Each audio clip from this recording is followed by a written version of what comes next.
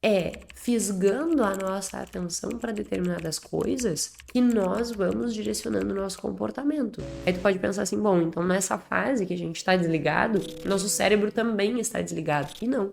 Existem várias áreas do nosso cérebro que estão completamente ativas também no momento em que nós estamos no devaneio. Nossa atenção é seletiva. A gente não vai conseguir destinar atenção para tudo.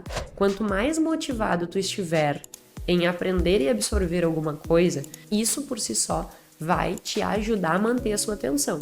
Sempre tem pontos de atenção, e é isso que o marketing estuda. Ele estuda inclusive como que o teu olho vai fazendo essa triagem na página. A nossa atenção, ela é fisgada por storytelling. A gente se fixa muito em histórias e enredos. Você tem que cuidar com o que você deseja.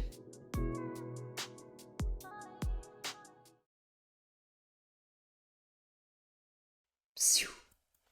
Presta atenção. Você já percebeu o quanto a sua atenção ela é disputada? E você já percebeu o quanto a sua atenção no momento que é deslocado para um lugar, isso vai mudar o teu comportamento, vai mudar a tua decisão, vai mudar o teu consumo? Que, portanto, o marketing como um todo, as empresas, os conteúdos aos quais a gente está consumindo, o entretenimento, a televisão, todos eles estão disputando a nossa atenção. Então, se a gente antigamente dizia assim, né, tempo é dinheiro, hoje em dia eu acredito que uma das coisas que mais importa é a atenção.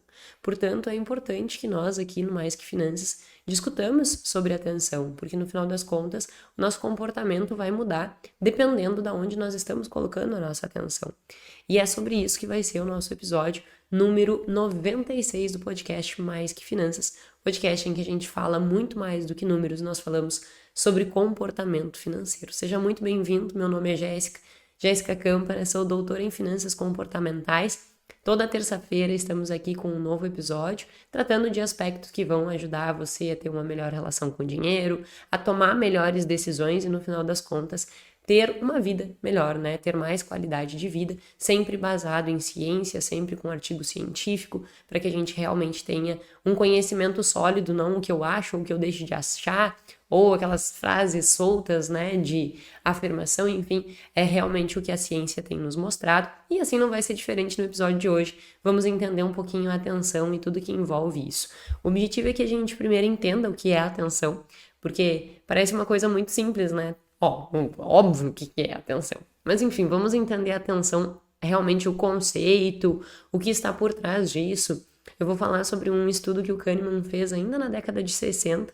Para quem não sabe, a primeira linha de pesquisa do Kahneman foi sobre atenção e esforço. Então, obviamente, né, se interessaria a Kahneman, por que não vai me interessar? E aí eu fui me debruçar nos estudos dele de atenção e esforço para trazer aqui para você também. Então nós vamos começar partindo desse ponto, o que é atenção. Depois nós vamos tentar entender por que a gente precisa entender sobre a atenção para tomar melhores decisões. O que a atenção diz sobre as nossas compras, os nossos gastos e a forma como que a gente lida com o dinheiro. E por fim, a gente vai terminar entendendo como que acontece o processo de atenção ser fisgada, digamos assim, e como que a gente pode, a partir do entendimento de como a nossa atenção ela é manipulada, conseguir ajustar essa nossa atenção de modo que a gente consegue tomar uma melhor decisão e a partir disso cuidar melhor do nosso dinheiro, né? Então esses são os 3 tópicos que nós vamos abordar. O que é atenção? O que envolve o consumo, o lido com dinheiro e como que eu posso melhorar as minhas decisões entendendo tudo isso, que é o que eu sempre tento trazer, né? A parte técnica com um embasamento também para uma aplicação prática. Então vamos lá, o que é atenção? No livro Neurociência, do Baer, se não me engano, é do Baer, tem uma parte do livro que ele está explicando sobre atenção e ele faz conta, né, um episódio. Ele sugere que a gente se imagine que esteja na praia, deitado, e que tu está na praia, deitado na areia, bem perto do mar, em que as ondas do mar, elas chegam a encostar os teus pés e vão embora, encostar os teus pés e vão embora. E ali tu está meio devaneando, né? Você está no que a gente chama de rede de modo padrão. Eu já vou explicar o que se trata isso. E aí tu tá naquela, né, viagem da maionese, digamos assim, bem com a cabeça dispersa, sem foco em nada, mas admirando a natureza, num estado zen, digamos assim. Nali, um pouquinho, você olha para o mar e algo te chama a atenção. E é uma barbatana de um tubarão. Rapidamente você se levanta rápido, assim, meu Deus do céu, um tubarão, o que que tá acontecendo? E aí olha pro mar, opa, era uma criança, né, brincando só com um brinquedinho de barbatana de tubarão. E aí você cai na real e diz assim, opa, não era nada, não estava acontecendo nada. Isso é, a grosso modo, atenção. É quando, de modo geral, só para que você entenda, assim, ó, essa rede de modo padrão, que é a rede que a gente fica viajando na maionese, ela ocupa, em média, 50% do nosso tempo. Então, 50% do teu dia, em média, tu tá viajando. Tu está nesse devaneio, tu está nessa sensação que tu não está com foco em nada. Quando a gente sai desse modo devaneio e entra em foco, o que significa o foco? Significa que conscientemente você está percebendo que algo está passando na sua cabeça. Então é como se você conseguisse, obviamente de forma ilustrativa, né? Tocar no seu pensamento. Nossa, eu estou me dando conta que eu estou pensando sobre isso. Eu estou me dando conta que isso está passando na minha cabeça. Eu estou me dando conta que havia uma barbatana de tubarão e aquilo me chamou a atenção. Então, sempre que nós estamos em modo atenção, nós estamos focados, nós estamos percebendo que aquele pensamento está processando dentro da nossa cabeça, e isso acontece, assim, de uma forma muito simplificada, no nosso córtex pré-frontal, onde a gente vai ter consciência, né? E aí, consciência, quando eu falo consciência, eu coloco entre aspas, porque a consciência aqui nada mais é do que eu me dou conta de que eu estou pensando sobre aquilo. Eu me dou conta que eu estou focado naquilo. Eu me dou conta que aquilo ali, de alguma forma, me chamou a atenção e eu olhei para aquilo. Então, a atenção, ela sempre vai estar vinculada com essa percepção consciente do pensamento que está passando pela sua cabeça. Até deixei anotado aqui alguns conceitos, né, bem específicos de atenção para que a gente tenha o conceito formal, que diz que é a capacidade de focar em um determinado aspecto de todos que estão dentro da nossa volta, ou seja, de todos que estão dando entrada sensorial. Por que entrada sensorial? Porque pensa, tu está lá deitado na praia, né? E a água do mar está batendo nos teus pés. Tem várias entradas sensoriais. Tem o vento, tem o barulho, tem os pássaros, tem a textura da areia, tem a textura da água tocando nos seus pés, tem você encostado no chão, tem o seu braço encostado no chão, tem o vento que bate. Percebe que tem várias nuances sensoriais que estão, de alguma forma, ali fazendo parte daquele ambiente. Só que você não está prestando atenção em tudo isso. É a mesma coisa que eu te disser agora. Preste atenção nas suas costas, na cadeira em que você está sentado. Você já estava tendo esta entrada sensorial, que é a cadeira tocando nas tuas costas, mas você não estava com a sua atenção deslocada para lá. No momento que eu te fisgo e digo assim, preste atenção nas suas costas encostadas na cadeira, eu puxei a tua atenção para lá. Então eu desloquei de forma exógena, porque eu te dei um estímulo para que tu percebesse isso. Então, esse deslocamento, por isso que o conceito diz isso, né?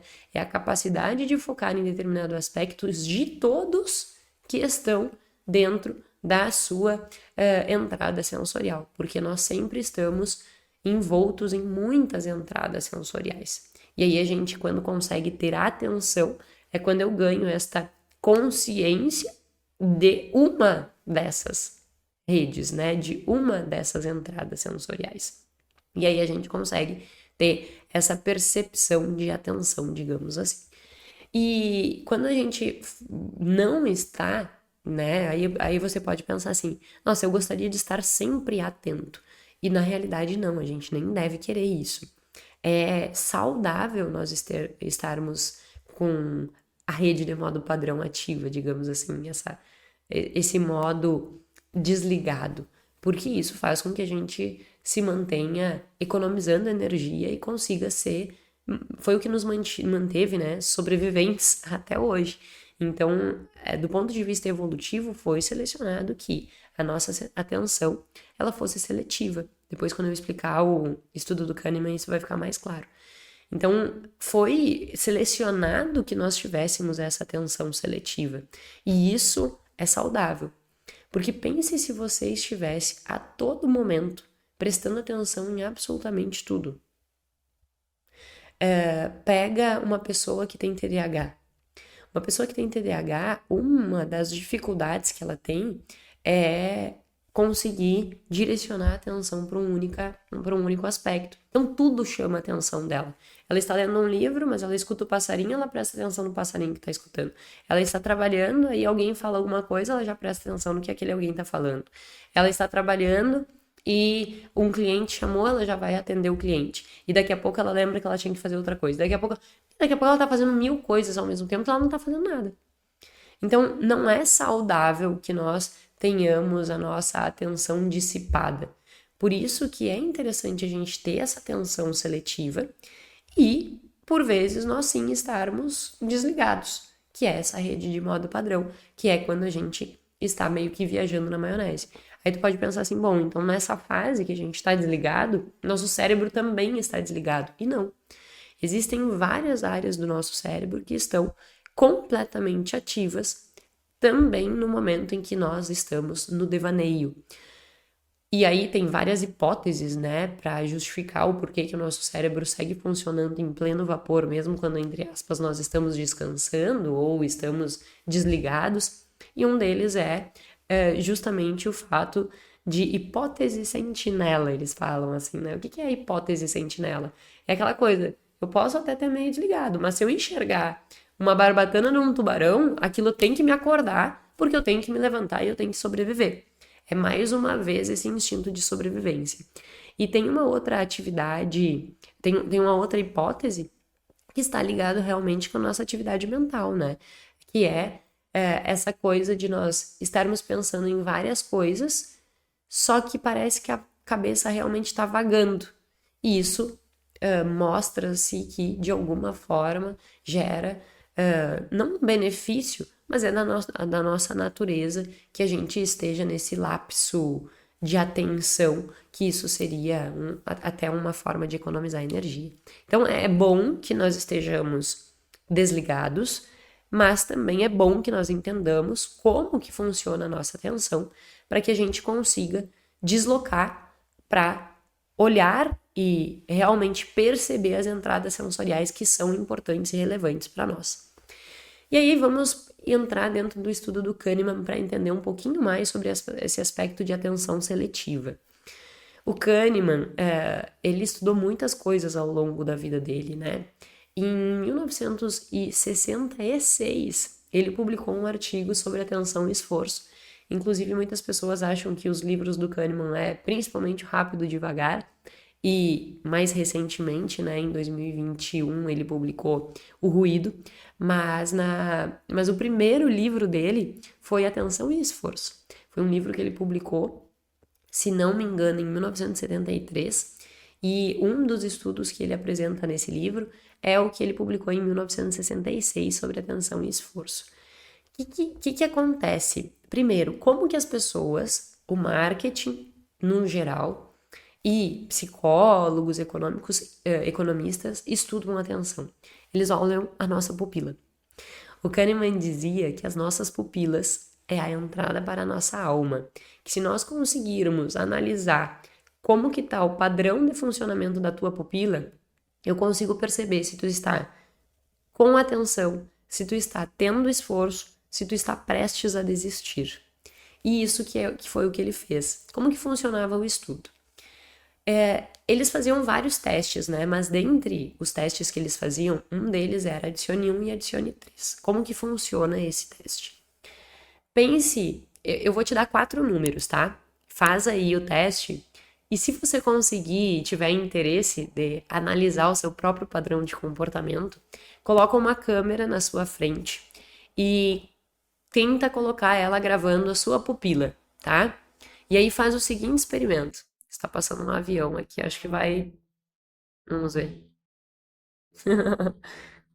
Erros de gravação. Eu tenho deixado. É o pior que não registra no microfone. Fiquei cuidando para ver se registrava no microfone. Estava passando um helicóptero. E aí eu achei que ia pegar no microfone. Acho que não pegou. Mas ó, já fisgou a minha atenção, porque é um barulho completamente estranho que não estava esperando, né? Para ver como a nossa atenção e essas entradas sensoriais, no caso auditiva dessa vez, elas fisgam a nossa atenção e a gente já sai da onde estava e vai para outro lugar. E aí a gente tem que meio que se puxar e volta. Vamos voltar ao estudo do Kahneman do Adicione. Então, tente aí colocar uma câmera na sua frente e colocar ela direcionada para os seus olhos e fazer o seguinte exercício. Eu vou te dizer 4 números, tá? Não quero que tu anote esses números, mas eu quero que você decore os números que eu falei. E posteriormente, eu quero que você adicione um a cada um deles. Eu vou dar um exemplo só para que a gente vá nivelando o exercício. Se eu disseres 3, no adicione 1, você tem que adicionar 1 ao número 3. Então, tu vai me dizer 4. Depois eu vou fazer um segundo nível, que é a tarefa do adicione 3. Então, eu vou dizer 2, você tem que adicionar 3. Então, 2, 3, 4, 5. Você vai me dizer o número 5 quando eu disser o 3 na tarefa de adicione 3. Entendeu? Então, essa é a lógica do experimento que o Kahneman usava. Então, olha só. Vou te dizer os números e vamos ao exercício. 2, 0, 1, 4. Agora adicione 1.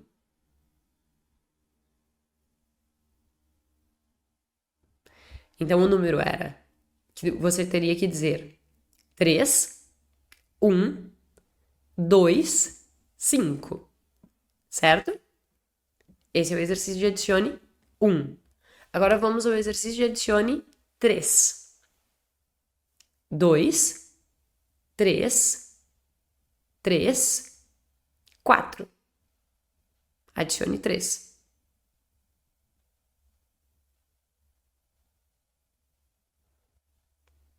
Eu vou te dar a resposta. 5, 6, 6, 7. Acho que era 4 o último, né? O que tá acontecendo aqui?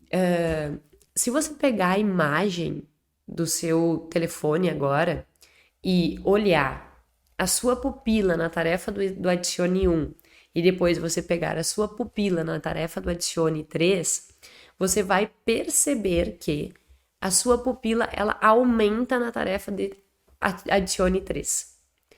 E ela está um pouquinho menor na tarefa do adicione 1. Pelas medições do Kahneman, e eles faziam uma medição bem rudes naquela época, né, 1966, hoje em dia as coisas já são muito mais evoluídas do que naquela época, mas naquela época eles mediam mesmo o diâmetro da pupila.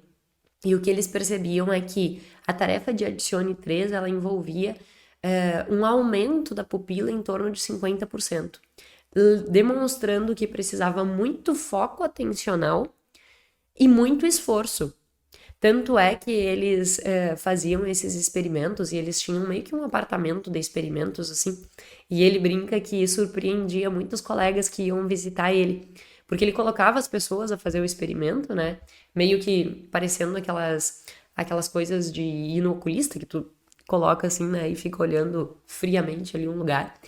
E aí ele ficava analisando a pupila ao vivo da pessoa que estava fazendo essas atividades de adicione 1, adicione 3, também tinham atividades com letras, né? E aí com palavras, enfim, tinha vários tipos de experimento. E aí ele ficava analisando as pupilas das pessoas e surpreendendo os amigos, porque ele sabia exatamente quando a pessoa ia desistir.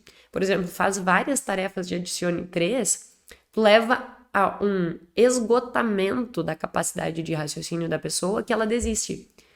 E aí, o que ele percebia? Que o movimento da pupila acontecia da seguinte forma. Quando a informação ela estava sendo dada, ou seja, os números estavam sendo apresentados, a pupila estava aumentando, tá? Então, é como se o movimento da pupila ele fosse um V invertido. Então, eu começo a receber a informação, ela vai aumentando. Quando eu estou processando a informação na minha cabeça e buscando a solução, eu encontro o pico de aumento da minha pupila. E quando eu estou disparando essa informação, ela vai reduzindo. Então, o esforço maior está realmente em processar a informação e dar a resposta. Porque disparar a resposta, eu já estou diminuindo a minha pupila. Então, o pico do esforço está justamente na hora que a gente está processando a informação. E aí, o que acontecia? Quando a pessoa ela estava processando muito rapidamente aquela informação, né? Não muito mais rapidamente, mas com muito esforço, e aí chegava, por exemplo, na metade, assim, e a pupila diminuía, quando a pupila diminuía, o Kahneman dizia assim, ela vai desistir. E dito e feito, ela ia desistir. Então, por isso que ele dizia que a pupila é uma janela para a alma, porque se a tua pupila, num momento que tu deveria estar atento, ela começa a diminuir, significa que tu está empregando menor esforço. E isso já sinaliza que você está prestes a desistir. Que interessante, né? E aí, a partir disso, ele conseguiu provar que atenção e esforço, elas estão diretamente relacionadas. Que quando a gente coloca muito esforço em algo, a gente meio que a gente esgota a nossa capacidade de empregar esforço. E no momento que eu esgoto a minha capacidade de aplicar esforço, eu também esgoto a minha capacidade de manter a minha atenção. E a pupila, né, ao diminuir a sua dilatação, ela é a nossa prova biológica de que isso está acontecendo. Hoje em dia a gente tem vários outros estudos também com acompanhamento cardíaco, né, para ver como que está a corrente sanguínea, como que está a condutância da pele. Então, tem outros indicadores que também hoje em dia ajudam nesses aspectos, mas a pupila e o movimento ocular, ele segue sendo muito útil, tanto é que hoje em dia tem estudos só com movimento ocular. Por exemplo, análise de site, quanto tempo tu fica olhando para determinado ponto, quando tu inicia a tua leitura por onde, e isso eles vão analisando o teu movimento, porque daí com isso eles percebem onde tu está direcionando a tua atenção, e aí eles percebem o que te chama mais atenção, para que eles consigam utilizar mais aquilo ali que te chama atenção, como um mecanismo para despertar desejo, despertar consumo e tudo isso. Então é bem interessante esse aspecto.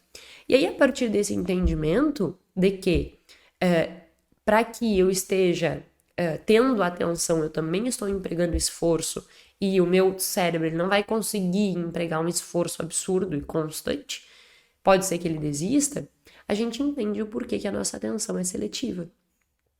Porque se nós não tivéssemos uma atenção seletiva, nós estaríamos tendo que sempre ter muito esforço.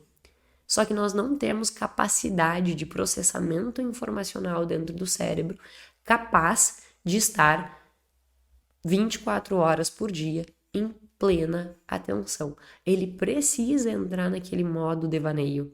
Ele precisa entrar naquele modo de rede padrão. Então, é natural que nós não consigamos ter atenção em tudo. Às vezes as pessoas me perguntam assim, Jéssica, eu não consigo ter atenção, eu não consigo... É natural que você não vá conseguir prestar atenção em tudo. Só que o que a gente tem que entender é que fisgando a nossa atenção para determinadas coisas que nós vamos direcionando o nosso comportamento. Se uma marca me chama muita atenção, se um grupo de pessoas que usa determinada marca me chama muita atenção, se um estilo de vida me chama muita atenção, enfim, para onde você deslocar a sua atenção ou as coisas que chamarem a tua atenção é para onde mais ou menos você vai ir delimitando. Então, assim, me chama muita atenção ficar olhando Reels, ficar rodando lá no TikTok. Pois então, você está manipulando a sua atenção para que cada vez mais ela se engaje em ficar atenta ali. E muitas vezes, nessa coisa de ficar rolando os Reels, por exemplo, tem um ou outro que chama atenção e informações assim que te prendem a atenção, mas na maior parte das vezes você está, mesmo rolando os Reels, você está na rede de modo padrão, você está viajando na maionese. Então você está literalmente perdendo seu tempo, porque você não está nem tendo atenção e nem descansando. Você está só viajando na maionese de uma forma que não seria tão produtiva assim. Então a gente tem que cuidar isso, sabe? A gente tem que cuidar onde que nós estamos colocando a nossa atenção. Porque a gente tem que entender que a nossa atenção, ela vai ser direcionada de duas formas. Ou de forma endógena ou de forma exógena. A gente diz que é de baixo para cima ou de cima para baixo. Quando é exógena, é de baixo para cima. O que significa isso? Por que de baixo para cima? Porque primeiro processa a informação na parte mais primitiva do cérebro e depois vem para a parte consciente. Por isso que é de baixo para cima. Quando é de cima para baixo, significa que primeiro está na minha consciência, eu percebo aquilo e aí eu direciono a minha atenção. Vou dar um exemplo. Exógeno. Você está dirigindo o seu carro, ou andando num ônibus, ou está dentro de um Uber, enfim, você está se deslocando. E você passa por um outdoor. Aquilo ali é um exemplo claro de atenção exógena. Tem algo ali que te chamou a atenção e tu deslocou o teu olhar para aquilo. E aí tu começa a fazer, que depois eu vou explicar como funciona esse mapa que a gente vai criando. E tu faz aquele mapa ali, aquilo ali te chamou a atenção. Então aquilo é exógeno, né? Ele tem toda uma ligação com o teu visual, com a tua parte visual, né? Em que entra informação sensorial visual, processa aquela informação e aí tu entende o que tu está percebendo. Então isso é uma informação exógena. O que seria uma informação endógena ou de cima para baixo? É quando a tua atenção ela é deslocada porque você decidiu deslocar a sua atenção para aquilo. Por exemplo, você sabe que determinada informação tem num livro. Eu mesma já li o Rápido e Devagar várias vezes. Então eu sei mais ou menos onde estão as coisas dentro do livro.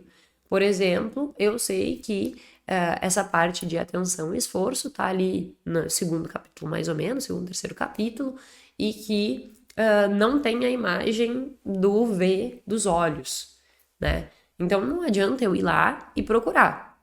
Agora eu sei que lá, quando tá tratando de Rápido e Devagar, né, Sistema 1 e Sistema 2, tem uma imagem de uma mulher com uma cara de desespero. Se eu penso assim, eu vou procurar no livro do Kahneman a imagem da mulher lá com cara de desespero. Isso é um deslocamento da atenção de forma endógena, de cima para baixo, ou seja, eu pensei o que eu quero e aí eu vou buscar. Então eu estou deslocando a minha atenção para aquilo. E aí eu vou lá e faço esse movimento. Então, a nossa atenção, ela sempre vai estar dentro desse processo. Ou é estímulos externos, do ambiente, estímulos sensoriais, coisas que te fisgam a tua atenção, ou é do ambiente interno, que é endógeno, que você está realmente querendo alocar a sua atenção em determinada coisa. E aí é isso que muitas vezes as pessoas dizem assim, né? Nossa, não consigo. E mais uma vez, a nossa atenção é seletiva. A gente não vai conseguir destinar atenção para tudo. A gente vai ter esse processamento da atenção de modo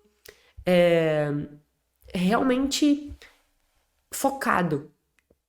Então, não adianta a gente querer ter atenção plena todo o tempo também. Porque nós vamos oscilar entre atenção e desligar na maionese. Atenção e desligar na maionese. Eu te garanto, o episódio aqui tem em média 1 hora. Você não fica 1 hora prestando atenção no que eu estou dizendo. Agora, neste momento, pode ser que, inclusive, você estivesse viajando na maionese. Espero que não. Mas você não consegue ficar 1 hora prestando atenção em tudo que eu estou falando. E isso é natural. O que não pode é, obviamente, a gente não conseguir parar e fazer nada. Por isso que motivação é uma coisa muito importante para a atenção, inclusive para estudar. Quanto mais motivado tu estiver em aprender e absorver alguma coisa, quanto maior for o seu motivo endógeno de eu preciso escutar isso, porque isso vai fazer eu lidar melhor com o meu dinheiro, isso vai fazer com... Isso por si só vai te ajudar a manter a sua atenção. Então a atenção está diretamente ligada com motivação. Quanto mais motivado tu está, mais atenção tu consegue deslocar. Quanto menos motivado você está, menos tu tem deslocamento de atenção. E aí a gente entra para um aspecto importante, que é já o segundo fator. O que o marketing tem a ver com isso? E olha que interessante, justamente nesse aspecto de motivação. Por que a gente tem que entender de atenção para tomar melhor decisão de consumo e lidar melhor com o nosso dinheiro? Percebe que o marketing, ele sempre está construindo narrativas, construindo imagens, construindo coisas para chamar a tua atenção. Nós estamos o tempo inteiro tendo a nossa atenção disputada por propagandas, por vídeos, por banners, eu aqui disputo a tua atenção, porque tu está me escutando, mas tu podia estar fazendo qualquer outra coisa. Então eu estou disputando a tua atenção. Nesse sentido, a gente tem que entender que o marketing ele vai estar sempre ligado nessa nossa atenção para construir esta nossa atenção. E uma coisa que é muito interessante, as marcas como um todo, elas não querem que você queira o produto delas. As marcas, elas querem que você deseje o produto delas. Mas, Jéssica, qual é a diferença entre querer e desejar? O querer, ele não está ligado com motivação. Eu quero tal coisa. Agora, quando eu digo assim, eu desejo tal coisa, aumenta no nosso cérebro a dopamina. E a dopamina é motivação. E motivação é motivo para agir. Se eu desejo algo e eu tenho maior dopamina, ou seja, eu tenho mais motivação para agir na direção de comprar aquele algo. Portanto, de forma exógena, as marcas elas vão criando narrativas de modo que ela vai despertando o seu desejo de ter aquilo.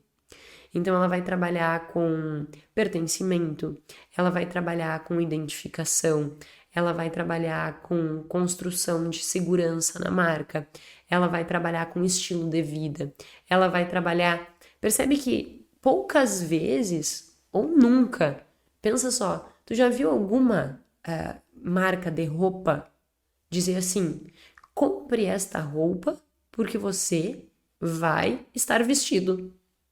Isso é querer uma roupa. Eu quero aquela roupa, eu preciso daquela roupa. Sim, porque pelado eu não vou andar, né? Então eu quero aquela roupa. Mas esse querer é no sentido de é necessário eu comprar aquela roupa. Agora, o desejo é, nossa, aí como que é a construção desse desejo? Nossa, use essa roupa e tenha elegância. Use essa roupa e faça parte de uma tribo. Use essa roupa e se destaque. Então, percebe que as propagandas, no geral, elas não estão preocupadas com a utilidade dos bens, elas estão preocupadas em construir desejo, porque é o desejo que vai chamar mais a tua atenção. E aí, tendo mais atenção, mais motivação, você vai querer comprar mais. Usei a palavra errada. Você vai desejar comprar mais. E aí você vai ter um motivo claro para agir na direção daquele consumo. E você vai comprar. E aí as marcas vão manipulando tudo isso. E aí você pode pensar assim, nossa, que horror. Então a marca manipula para que eu queira, para que eu deseje, né, comprar as coisas. E não é que, assim, a gente tem que ser um pouco mais autorresponsáveis nesse sentido, né? A gente tem que entender que o capitalismo como um todo foi algo que nos deu uma qualidade de vida que a gente não tinha até então. Porque quando a gente tem essas trocas em que eu dou dinheiro, a empresa me dá um bem, Esse bem foi produzido por uma família, pelos funcionários que estão ganhando salário. Aquele salário compra comida. Aquela comida que foi comprada no supermercado dá renda para aquelas pessoas que estão trabalhando no supermercado. Aqueles que estão trabalhando e comprando suprimentos para o supermercado estão também comprando suprimentos da indústria. A indústria está comprando suprimentos da cadeia alimentícia lá do agricultor que está plantando o arroz. Quem está plantando o arroz está comprando a prestação de serviço da pessoa que está trabalhando lá na máquina. Então tu percebe assim o ciclo virtuoso que isso gera? Então, a gente não pode olhar para tudo isso e criticar. Obviamente que eu tenho, inclusive, uma dificuldade de vender, né?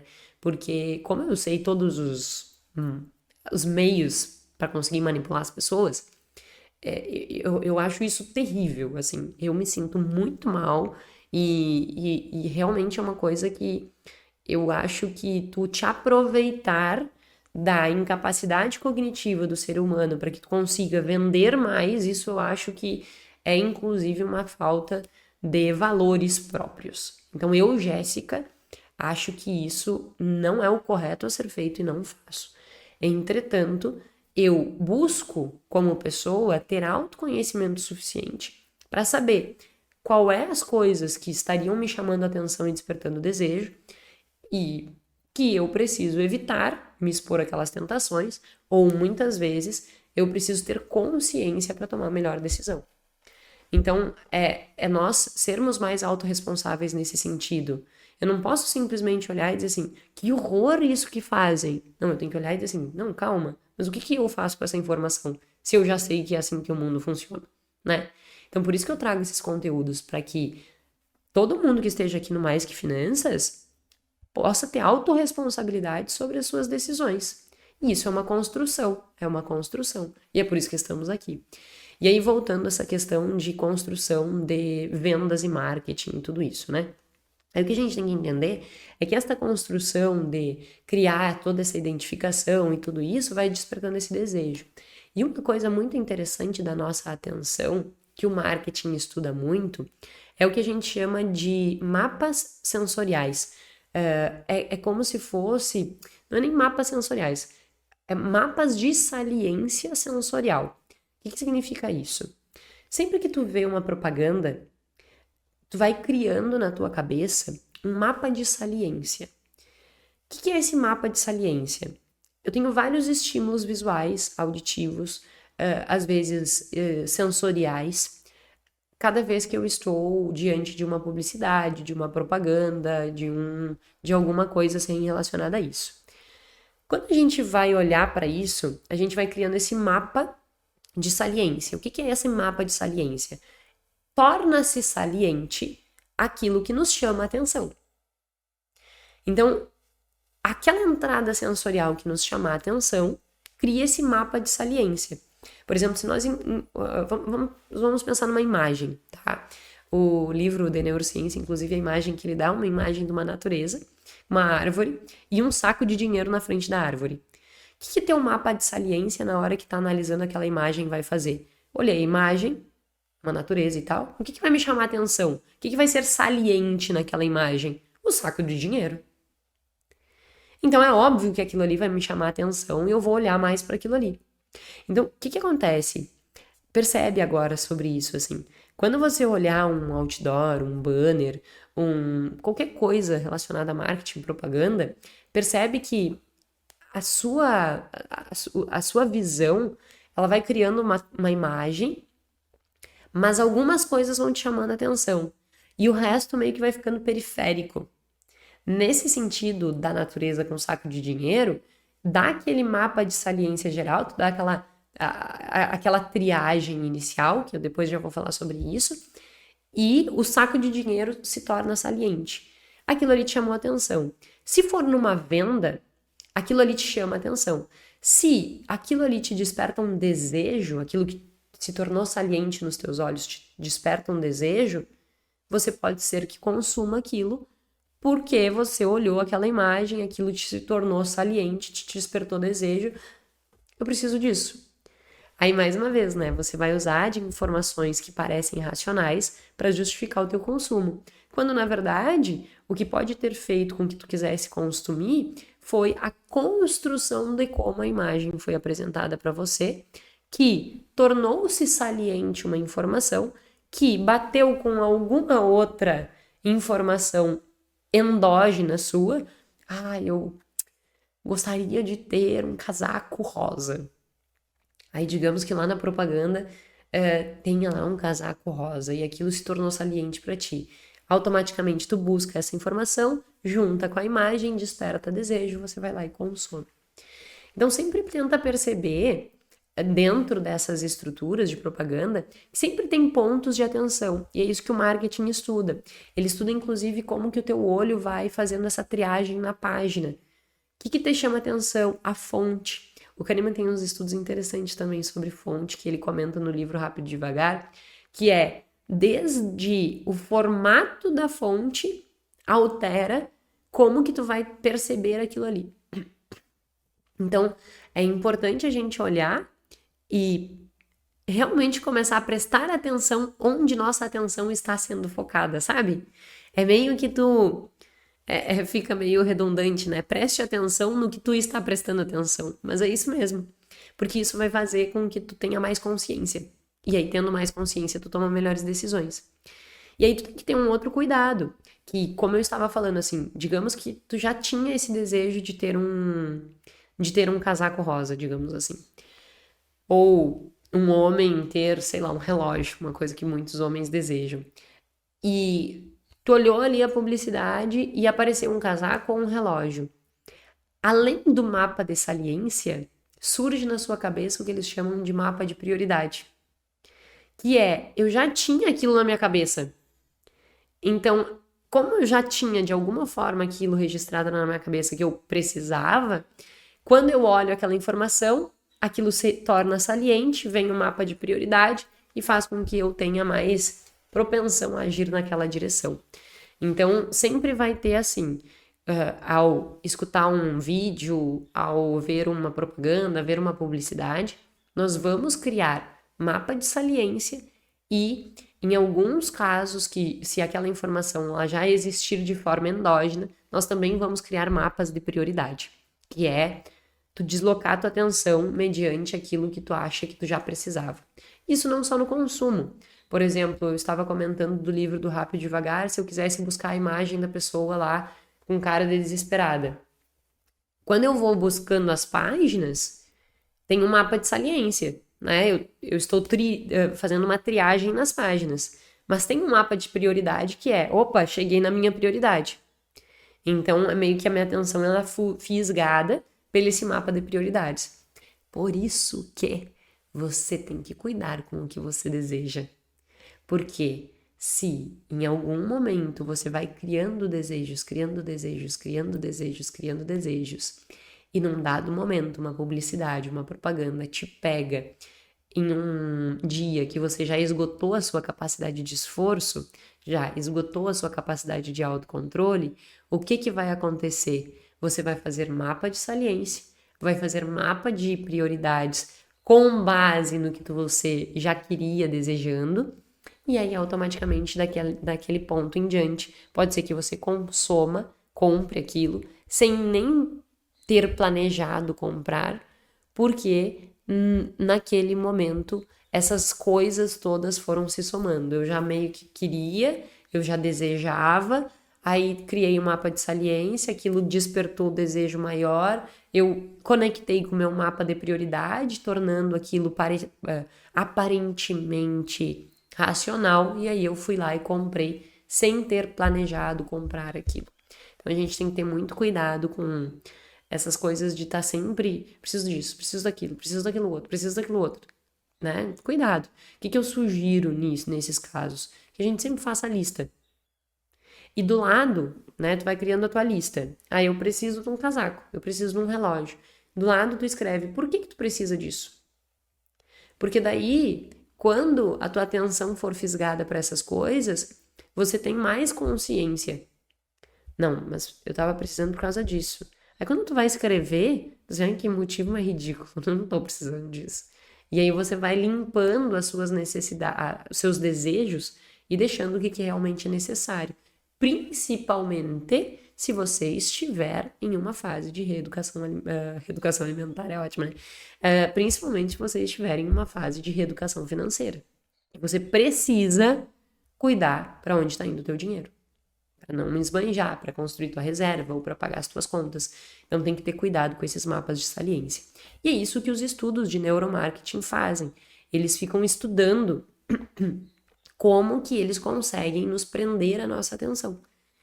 Aí tem estudos, por exemplo, muito interessantes, sabe esses... tu tá passando no Instagram e aí aparece os videozinhos de publicidade, parece que em torno de 50% desses vídeos não prendem, não chamam atenção e simplesmente o pobre da pessoa que está investindo dinheiro lá está gastando dinheiro. Por isso que eles disputam tanto atenção em construir coisas mirabolantes, em construir coisas disruptivas, porque eles querem chamar realmente a tua atenção. Então é isso que você precisa perceber, sabe? Que por vezes aquilo ali, aquela construção daquela narrativa, ela está sendo feita daquela forma justamente para chamar a tua atenção. Porque se não for feita daquela forma, tu vai passar batido. E 50% das publicidades no Instagram ou em qualquer ferramenta dessas, elas acabam sendo passadas despercebidas. Banners, então, nos sites, mais ainda. Tipo, sabe aqueles bannerzinhos que ficam dos lados, assim, em cima? É difícil que consiga chamar a atenção. Por isso que as empresas vão estudando como que é o teu processamento, né, para onde tua pupila olha, para que elas consigam criar estratégias para que no mínimo tu olhe pro banner e não desolhe. Tem um outro dado bem interessante, deixa eu pegar o dado aqui, que é, sabe aquelas coisas de trend? Nossa, isso aqui tá em alta. Tem um dado que ainda não está atualizado, mas já nos mostra o quanto o excesso de informações ele está fazendo com que a gente preste atenção menos em algumas coisas, né? E aí a pesquisa ela mostra que em 2017 esses assuntos quentes, né, essas trends, elas duravam mais ou menos 17,5 horas nas redes de comentários, né? Ah, eu sabia disso, olha o que aconteceu, 17 horas. Em 2020, esse número já era 11 horas,9. Eu não tenho dado agora de 2024. O estudo era de 2020, então eu não tenho dado de 2024.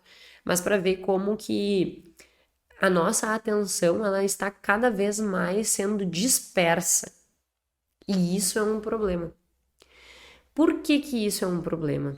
Porque da mesma forma que ela está dispersa para propagandas, da mesma forma que ela está dispersa para que a gente olhe uma publi e aquilo passe despercebido, nós também, por vezes, estamos sobrecarregando ela de modo que ela se torna indisponível para assuntos importantes, como o trabalho, como coisas para te desenvolver, para estudar.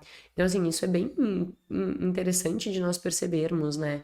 O quanto o excesso de informação, ele acaba dificultando ainda mais a construção de uma atenção. E as marcas sabem disso. Inclusive, elas listam 3 aspectos que fazem com que ela esteja constantemente estudando como te chamar a atenção, porque ela vai perdendo a tua atenção, como as pesquisas mostram.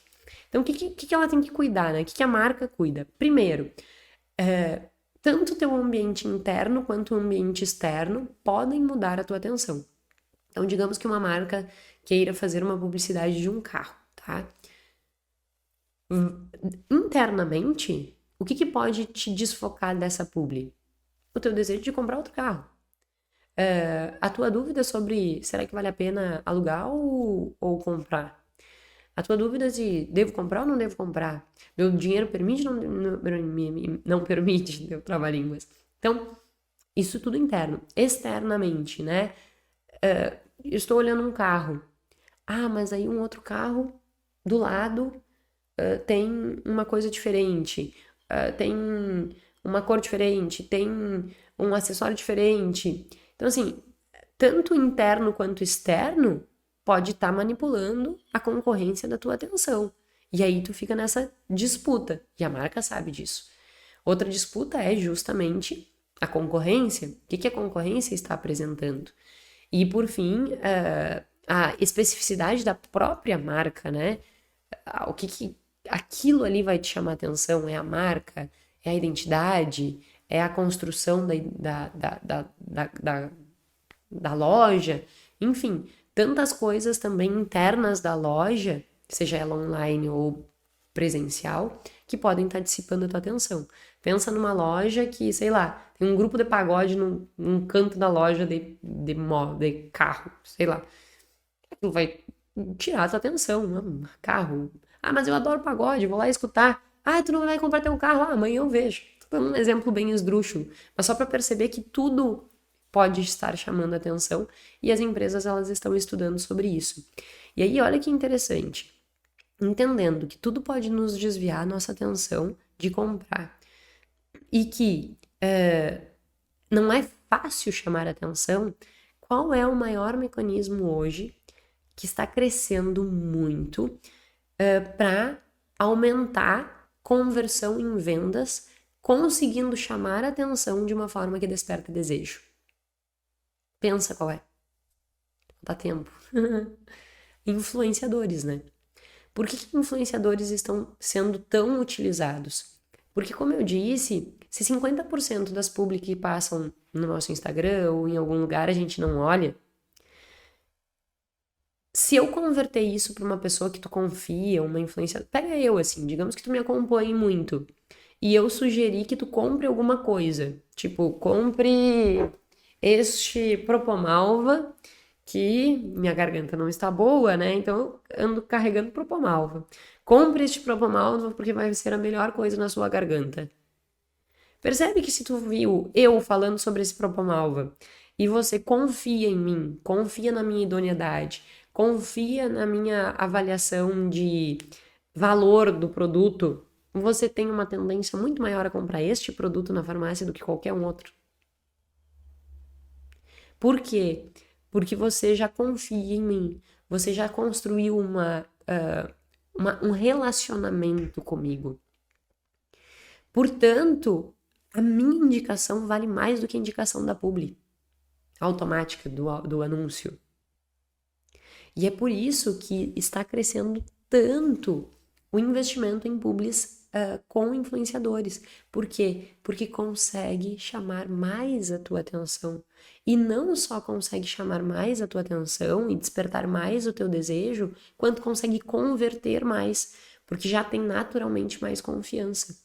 Então percebe que os influenciadores eles vão criando uma narrativa que meio que coloca o produto na narrativa da vida deles para vender. Como eu disse, eu estou com dor de garganta ou eu falo muito e aí eu uso esse própolis. Percebe que eu não estou vendendo diretamente o própolis, mas eu estou construindo uma história. E nós, seres humanos, a nossa atenção, ela é fisgada por storytelling.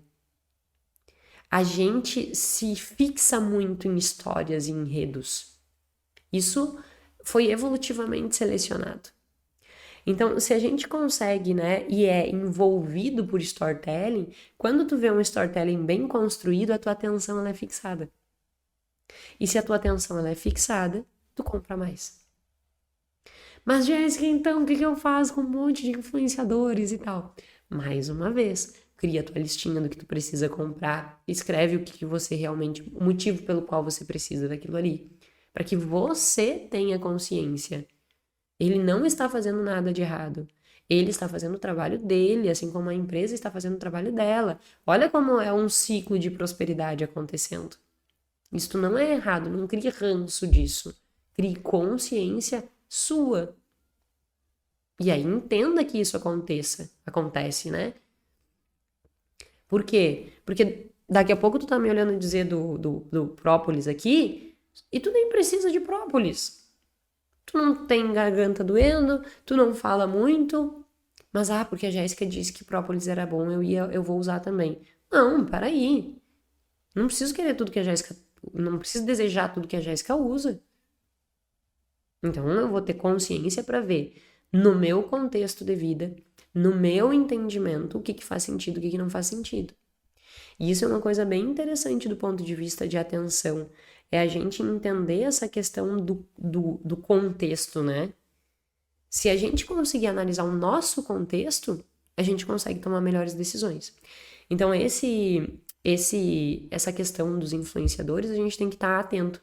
E só para dar, né, de exemplo, aproximadamente as conversões, né, com influenciadores vai numa proporção de aproximadamente, deixei o número anotado aqui, 65%. 65% dos produtos de influenciadores acabam sendo consumidos pelos telespectadores, né? Então, assim, é realmente uma coisa que vai te prender atenção. Outra marca que faz estratégia de chamar atenção de uma forma muito, assim, gigantesca, digamos assim, é a Balenciaga. Eu não sou uma pessoa que gosta de marca, que entendo de marca, que estudo marca, enfim, não é meu métier, digamos assim. Mas a Balenciaga chama a atenção, inclusive de mim que não entendo nada de marca, porque ela é muito agressiva no marketing. Coloca aí na internet pra te ver. Tênis Balenciaga, uns negócio horroroso. Horroroso. Pra mim, pelo menos. Feio pra caramba. Mas ela constrói toda uma narrativa em volta daquilo ali, paga um monte de influenciador e tal, que as pessoas compram. Entende? Então, assim, a gente tem que cuidar, porque realmente, às vezes, a gente tá comprando um negócio que é horroroso, que nem a Balenciaga, e aí nem precisa daquilo. Então, entenda seu contexto. E aí, vamos para a última parte, que é a estratégia que eu vou adotar para melhorar a minha tomada de decisão com relação ao consumo. Como acontece, eu já falei sobre atenção endógena e exógena, eu já falei sobre o fato de nós termos atenção seletiva, mas como que a grosso modo funciona o nosso deslocamento atencional? Bom, o primeiro movimento que acontece é a conscientização, tá? Vamos supor que tu tá no supermercado e que tu está na frente da prateleira de massas. A primeira coisa que você vai fazer é monitorar aquele ambiente. Você vai meio que fazer um scanner, sabe? Assim, daquela prateleira. O que você está construindo aqui? Seu mapa de saliência. Estou ali, né? Tendo uma consciência. Daqui a pouco eu vou ter o que chama de triagem, que é, eu vou trilhar não, né? Eu vou fazer a triagem daquilo que me chama mais atenção. Então, essa aqui achei interessante, uma coisa diferente. Essa aqui também, olha que interessante. Essa aqui, massa da Itália. Essa aqui foi não sei o quê. Então, chamou a atenção ali, fez aquela triagem. Aí você vai fazer uma avaliação. Essa avaliação, ela tem influência. Até aqui eu tenho mais informação exógena do que endógena, tá? Então, eu tenho aqui uma conscientização, eu tenho uma triagem, destaquei duas ali. Agora eu vou para avaliação. A avaliação, ela vai envolver aspectos endógenos. Por quê? Qual é a minha marca preferida? Aí, do meu mapa de saliência, agora eu já estou construindo um mapa de prioridades. Eu prefiro massas que vêm da Itália.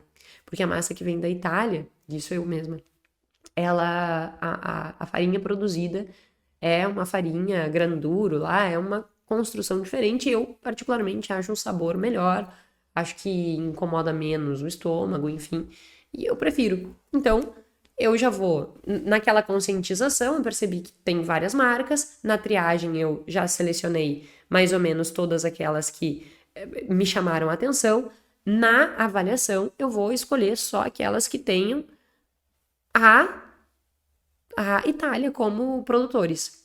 E por fim eu vou chegar na execução da escolha. Não, eu fiquei entre essas duas, mas essa aqui é a que eu gosto mesmo. Então entende que assim, a tua atenção e o consumo vinculado à tua atenção, ele sempre vai fazer esse mecanismo. Uma conscientização no ambiente, uma triagem, uma avaliação e uma execução.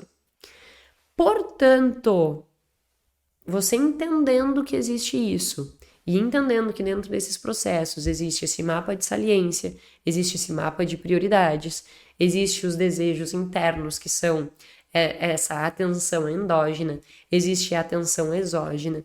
Juntando todos esses conceitos com essas 4 etapas, que é essa conscientização, a triagem, a avaliação e a execução da compra, se você juntar tudo isso, você consegue fazer compras mais conscientes. Porque você percebe quais são os gatilhos que estão te chamando a atenção, que daqui a pouco estão fazendo com que você consuma simplesmente por desejo, ou se é porque já estava na tua lista, tu já tinha escrito e realmente aquilo fazia sentido comprar. Percebe? Aí tu não vai comprar só porque chamou a tua atenção. Por exemplo, propaganda é uma coisa que chama atenção. E aí tu vai fazendo um mapa de saliência misturado com um mapa de prioridades. E com todo esse processo. Chegou numa loja, conscientização, triou, avaliou, decidiu, comprou. Comprei esse aqui porque eu não tinha ainda dessa cor. Mas na verdade comprou porque tinha promoção. E a promoção te chamou a atenção. Agora, se tu perceberes que promoção é um ato também para chamar a atenção, você vai pensar, bom, então peraí, eu estou fazendo todo esse processo de conscientização, triagem, avaliação e decisão. Então eu preciso fazer essas etapas de forma consciente e não de forma automática. Se eu fizer isso de forma consciente, eu não vou cair simplesmente na promoção, mas eu vou comprar porque eu preciso e não porque simplesmente eu desejo. E com isso a gente consegue ir construindo uma vida que faça mais sentido, primeiro, pra gente. E segundo, uma vida que tenha mais segurança financeira, que tu pare de ser escravo das inúmeras tentações que são apresentadas para você com base naquilo que te chama atenção. Tu percebe o que te chama atenção, só que daí tu não cai mais simplesmente. Isso que é o que eu digo de nós termos consciência, sabe? De nós olharmos para as coisas e não simplesmente cairmos, mas nós termos consciência do que está acontecendo. E, inclusive, quando nós formos cair, nós termos consciência de que vamos cair. Então, sempre avalie essas etapas, desde a conscientização. Nossa, olha, isso aqui está me chamando a atenção. Porque tudo aquilo que chamar muito a sua atenção, tu tem mais chance de comprar. Você nunca vai comprar uma coisa que você não deslocou a tua atenção para aquilo. Por isso que existem tantos estudos e a gente poderia... Meu objetivo aqui era bem, assim, explicar a atenção e tal. Eu posso fazer um estudo só contando estudo não, né? Fazer um podcast só contando os artigos que investigam como que as estratégias que eles usam para te fisgar. Por exemplo, cor, contraste, fonte, tipo de palavras, tipo de vídeo, tudo isso eles estudam. Cheiro nas lojas, frio, ou, né, eu já falei aqui de uma estratégia que o frio por fora faz com que tu busque calor e que tu queira comprar mais. Não sei se eu cheguei a falar aqui no podcast, no Instagram, eu sei que eu compartilhei. Então, tudo isso é maneiras de ou lubrificar a tua atenção, prestar atenção no frio e querer comprar, ou te envolver, né, naquele processo de compra e chamar atenção para o cheiro, para aquela coisa de construir contexto que gere afeto e tu queira comprar. Então, todas essas coisas, elas vão deslocando a tua atenção e isso vai criando mais desejo de compra. Então, entenda que você prestar atenção fica muito redundante, mas você prestar atenção em quais são os aspectos que estão chamando a sua atenção, isso é extremamente relevante para que você consiga tomar boas decisões financeiras de consumo e que você gaste o seu dinheiro onde realmente importa e não simplesmente onde você foi induzido a gastar. Certo?